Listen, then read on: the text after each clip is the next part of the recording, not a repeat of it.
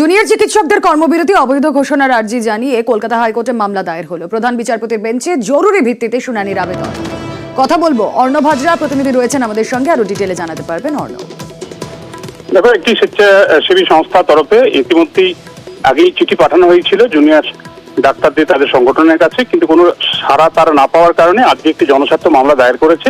এবং এই জনস্বার্থ মামলা দায়েরের অন্যতম আবেদন তা হলো, রাজ্য জুড়ে যেভাবে জুনিয়র ডাক্তারদের কর্মবিরতি হচ্ছে তাতে সাধারণ মানুষের জরুরি পরিষেবা ব্যাহত হচ্ছে।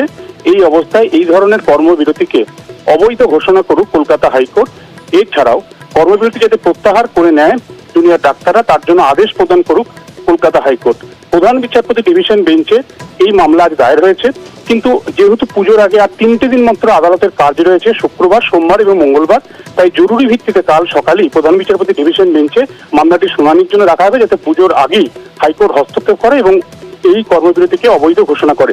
কারণ সুপ্রিম কোর্টের একাধিক গাইডলাইনকে সামনে রেখে স্বেচ্ছাসেবী সংস্থার দাবি যে জরুরি পরিষেবায় এই ধরনের কর্মবিরতির সিদ্ধান্ত তা আদালত অবমাননার শামিল, এবং আদালতে একাধিক নির্দেশে রয়েছে দেশের বিভিন্ন হাইকোর্ট এবং সুপ্রিম কোর্টে।